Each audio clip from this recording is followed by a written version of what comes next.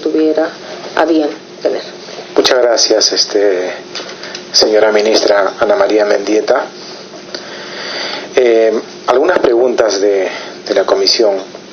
La primera sería, ¿cómo se está dando el proceso de la incorporación del enfoque de género en la medida de adaptación y mitigación de la acción climática priorizadas por el Estado peruano en el marco de su contribución nacionalmente determinada? ¿Y cómo se ha venido dando las coordinaciones en el MINAM? 2. La pregunta 2 sería, ¿qué obstáculos o dificultades viene encontrando el Ministerio de la Mujer y Poblaciones Vulnerables en la implementación del Plan de Acción de Género y Cambio Climático, el cual comenzó el año 2015? 3. El Ministerio de la Mujer y Poblaciones Vulnerables tiene la Dirección General de Transversalización del Enfoque de Género, dirección que entendemos tiene entre sus encargos realizar acciones justamente de transversalizar dicho enfoque en las acciones de adaptación y mitigación del cambio climático. ¿Cuál es el enfoque de género que se utiliza aquí? En razón que se han suscitado confusiones con lo que algunos llaman ideología de género. 4. De acuerdo el Acuerdo de París, en el artículo 7, las partes reconocen que la labor de adaptación debería llevarse a cabo mediante un enfoque que responda a las cuestiones de género y sea participativo, transparente, tomando en consideración a los grupos y ecosistemas vulnerables, y que dicha labor debería basarse cuando corresponda en los conocimientos tradicionales de los pueblos indígenas y los sistemas de conocimiento locales, con miras a la integración, adaptación en políticas y medidas socioeconómicas y ambientales pertinentes. Somos conscientes que esto implica un largo camino, pero ¿en qué medida y en qué pasos concretos se está traduciendo lo consensuado en este acuerdo? 5. En el artículo 11 del Acuerdo de París se menciona el fomento de las capacidades, el cual también debe responder a las cuestiones de género, lo mismo que lo anterior. ¿En qué pasos concretos se está traduciendo lo consensuado en este artículo? O sea, en el artículo 11. 6. Actualmente, la ley marco de cambio climático se encuentra bajo la reglamentación y se estará sometiendo a una consulta previa. ¿Cuál ha sido el papel del Ministerio de la Mujer y Poblaciones Vulnerables en este proceso, o todo está a cargo del MINAM? Finalmente, usted dijo en el punto 4 de la medida de adaptación y mitigación en el enfoque de género que se aprobó 91 medidas de adaptación y 62 medidas de mitigación. ¿Podría mencionarnos las 4 principales en medidas de adaptación y 4 principales medidas en mitigación? Esas serían las preguntas, ministra. Muchas gracias por las respuestas. Muchas gracias, señor presidente. En relación a cómo se está dando estos avances en el marco del plan de acción y cómo se viene incorporando el enfoque de género en las medidas de adaptación y mitigación, quiero señalar que nuestro sector es un sector transversal que trabaja con los sectores que también tienen funciones transversales, como el Ministerio de Cultura, el Ministerio de Educación, y justamente capacitamos a ellos para que nuestros enfoques lleguen de manera conjunta, pero también trabajamos con los sectores implementadores, y es ahí justamente donde venimos capacitando de manera más fuerte, porque ello implica la aplicación de diversos instrumentos que permitan incorporar el enfoque de género en las acciones que estos sectores implementadores tienen previstas. Y esto supone, como hemos mencionado, una serie de herramientas, entre ellas esta lista de chequeo que tiene varios criterios, como por ejemplo si se ha desagregado la información por sexo, si están incorporando autoridades, no sé, en las juntas de regantes, por ejemplo, ¿no? Entonces, según los sectores se van construyendo estos instrumentos, que además son diferenciados según el accionar de cada uno de los sectores. Hemos visto, por ejemplo, que con el Ministerio de Agricultura Se trabaja con el tema de la tierra, de posesión de la tierra. Con el tema de minería es distinta la intervención, pero justamente trabajamos con cada uno de los sectores construyendo las herramientas que permitan incorporar esta visión de cómo afectan estos hechos a las mujeres y cómo podemos hacer y trabajar para superar esta situación de vulnerabilidad. Y en la parte minera también es evidente, porque las mujeres son en la mayor parte informales, pero además son en muchos casos explotadas también sexualmente en las zonas donde están estos enclaves mineros. Entonces estamos trabajando con cada uno de los sectores de manera distinta para que puedan incorporar herramientas que primero les permitan identificar las brechas, pero además poder planificar acciones que vayan dirigidas para cerrar estas brechas. Esto supone, como le digo, la construcción de una serie de instrumentos, ¿no?, para que puedan ser aplicados desde el momento de la planificación, la ejecución, el monitoreo y el registro. En relación a la coordinación, esta se hace a través del Grupo de Trabajo Nacional, que es el espacio donde confluyen todas las instituciones y todos los sectores para poder definir los planes de trabajo que están dirigidos justamente a cumplir con las responsabilidades que tenemos como país. Sin embargo, se ha hecho un grupo de trabajo que incorpora también a la sociedad civil, sobre todo a grupos de mujeres, porque nos interesa también saber qué está pasando con ellas, cómo están viendo este proceso y recuperar, como ustedes han visto, estos saberes ancestrales que tienen las mujeres.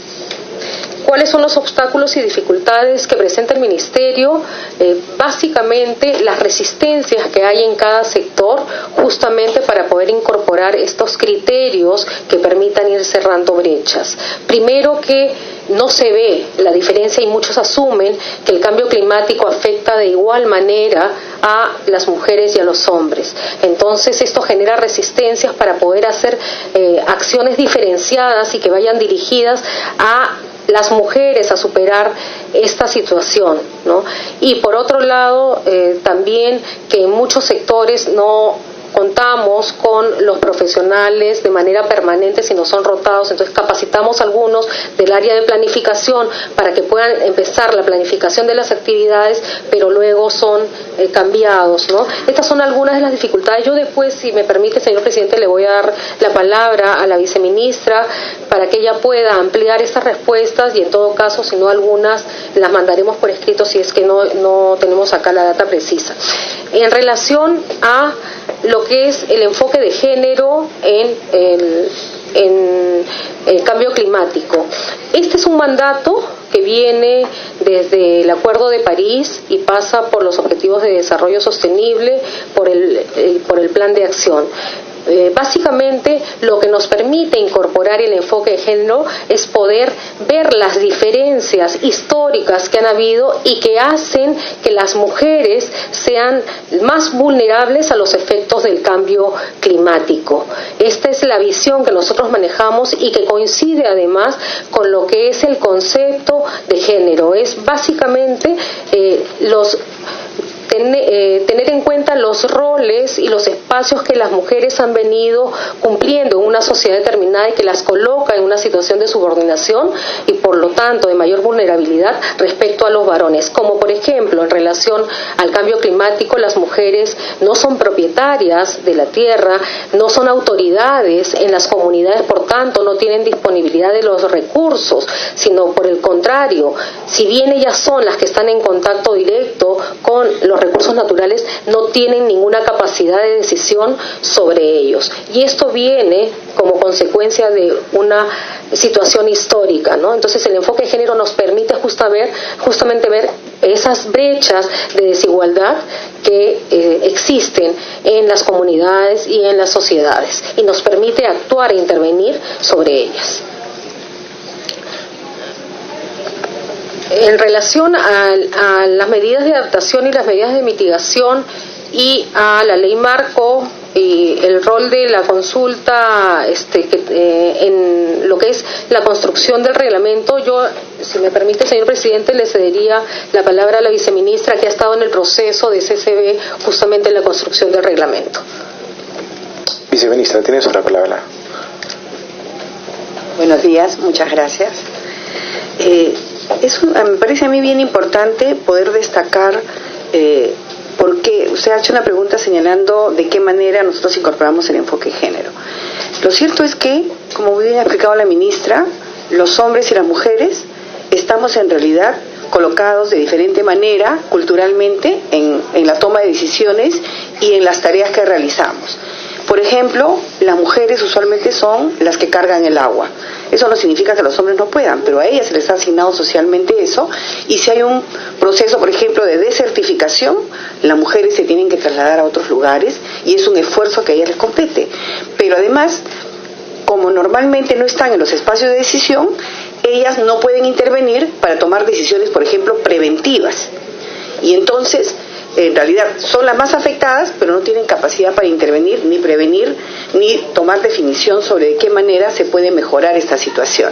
Para nosotros es por eso clave que se tenga información sobre, por ejemplo, la propiedad de la tierra, el uso del agua, los saberes y los conocimientos, quién los tiene, dónde están, de qué manera se protegen, en el tema de los bosques, la agricultura, una serie de aspectos. Entonces, esto no tiene nada que ver con el plano de la sexualidad. Usted señaló algo de la ideología de género, no tiene nada que ver con eso. El enfoque de género es precisamente evidenciar estas diferencias y decir qué es lo necesario para que alguien no sea más afectado que otros y más bien que se potencien sus capacidades para intervenir de mejor manera en esta lucha contra lo que es el calentamiento global y sus repercusiones en general, ¿no? ¿Qué cosa? Usted nos ha pedido mencionar algunas medidas, ¿no? En las medidas de mitigación, en fin. Por ejemplo, un aspecto clave para nosotros tiene que ver con los conocimientos ancestrales. Nosotros hemos desarrollado, se ha mencionado acá, por ejemplo, lo de Ucayali, pero también hemos ido a Huancay, a las alturas, para valorar los aportes de los conocimientos ancestrales de las mujeres que permiten un uso razonable y sin uso de pesticidas, por ejemplo, y mejoran el ecosistema y lo hacen más sostenible. Entonces, esa es una medida de mitigación que está contemplada y aunque hombres o mujeres lo pueden realizar, en realidad quienes tienen, digamos, el patrimonio del conocimiento y el manejo de esa información son las mujeres y por eso es importante empoderarlas y escucharlas y saber de qué manera pueden ellas aportar a todo el proceso de cuidado del agua, el cuidado de los bosques o en este caso también del uso sostenible de todos los ecosistemas, ¿no?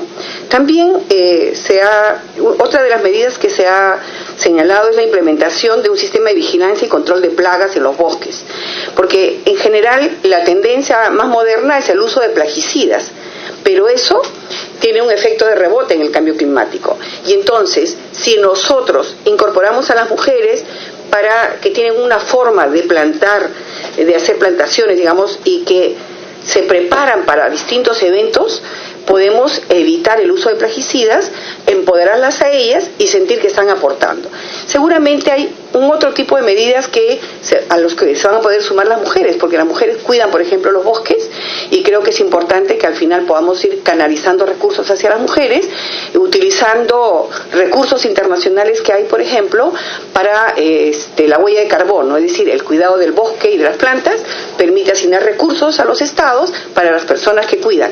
Ese es un recurso que puede ser trasladado también a las mujeres y que le van a permitir tener ventaja como país.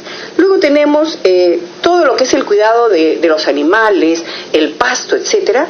Es parte de un conocimiento que tienen las mujeres. Lo que sucede es que asumimos que están allí, ¿no? Y no necesariamente lo hemos valorizado como corresponde para el cuidado del planeta. Y allí es donde nosotros queremos hacer visible el aporte y las potencialidades de las mujeres, pero también señalar que si eso no se toma en cuenta, los impactos van a caer fuertemente en las mujeres y van a ahondar, digamos, las situaciones de discriminación y de desventaja. Por eso es que incorporar el enfoque de género permite una mejora sostenida y sostenible como país, porque se evalúan las necesidades y las capacidades tanto de hombres como mujeres y se adoptan decisiones para avanzar en lo que es necesario ponderar y mejorar, ¿no? Hay un un asunto también que tiene que ver con la electricidad, con el uso de plantas medicinales. Hay un conjunto de aspectos en donde las mujeres con su sabiduría han podido cumplir un rol importante en nuestro país. Y creo que es hora de que ese saber sea valorado y podemos también emplearlo para la mejora del posicionamiento de nuestro país en esta lucha contra el cambio climático, ¿no? El calentamiento global. Y en efecto así ha sido. Perú fue el primer país de América en tener su plan de género y cambio climático, y también hemos mostrado esta experiencia a nivel mundial. Experiencias como la del trabajo, por ejemplo, con el niño costero en Curamori, han sido muy valoradas y se han sistematizado incluso desde la cooperación internacional, porque es muy difícil a veces dar cuenta de cuál puede ser la ventaja comparativa de entrar e intervenir preventivamente. En el caso de Curamori, por ejemplo, se utilizó la información que ya se tiene, que cada vez que hay un desastre de cualquier tipo, se incrementa el riesgo de violencia sexual contra las niñas y hacia las mujeres. ¿Por qué? Porque las niñas tienen que trasladarse a espacios más alejados para hacer el uso de los servicios higiénicos, y es allí donde son asaltadas, violentadas. Entonces, al haberse hecho una intervención preventiva considerando ese riesgo, y darles iluminación, darles un kit de alarma, un pito, informarles que no deben ir solas, una serie de cosas ha permitido proteger mejor a las mujeres. Entonces, cuando nosotros hablamos de enfoque de género, hablamos de eso, de saber qué diferente impacto existe cuando tú eres hombre o mujer frente a una situación determinada, y cómo hacemos que esa diferencia no se convierta en una situación de afectación mayor, sino más bien genere más oportunidades para la igualdad. Gracias. Muchas gracias, viceministra. Ministro, usted va a continuar.